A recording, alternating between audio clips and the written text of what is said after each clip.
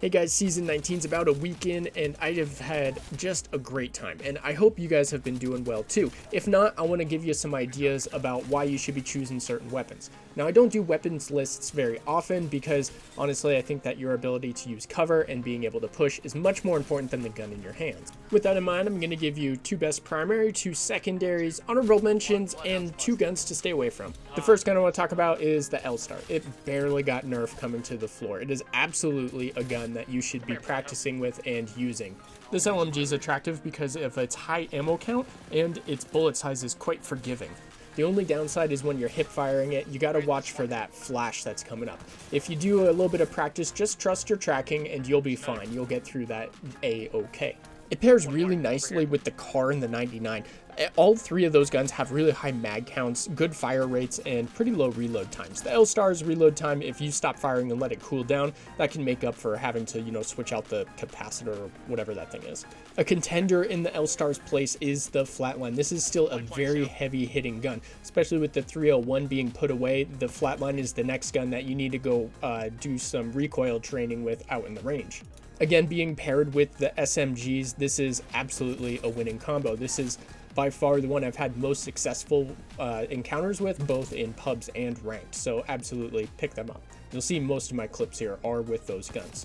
So talking about your secondaries, I already said that the 99 and CAR are my go-tos, and they're absolutely a good choice probably for you too.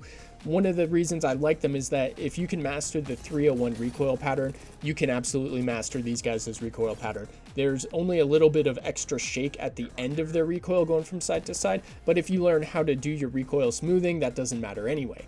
The other fact of the matter is by the time you're pulling out this secondary, you're probably in a close-up fight where you need to just get some quick bullets on target. And that's absolutely what these guns are still designed to do. Now, there are a couple highly honorable mentions, and then we'll talk about the guns to just kind of avoid so far this season, and those are the PK and the Wingman, right? The Wingman is amazing. Like, if you can get it, absolutely. But I want to say, don't rely on it. Your ability to get it every game is probably not nearly the same as finding a Flatline or LStar or any of these other guns we've talked about. The PK stays in that honorable mention category because I gear my content towards newer and mid-level players. If they're anything like me, then we don't have a ton of time to aim train. We don't have time to practice this and that and the other. Otherwise, the Sentinel would be in here too because it's an absolute damage smasher as well.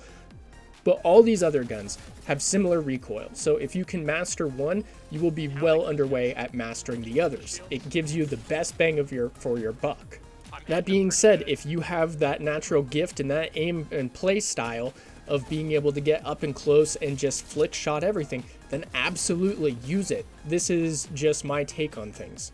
Some of you guys are probably going to go nuts because I didn't talk about the Hemlock, which is still a very good gun, but for some reason I just suck with it, so I didn't put it on this list. As for the other LMGs and marksman guns, I think the pacing of the fights is just a little bit more forward with Conduit, giving people a little more confidence. Guns to stay away from.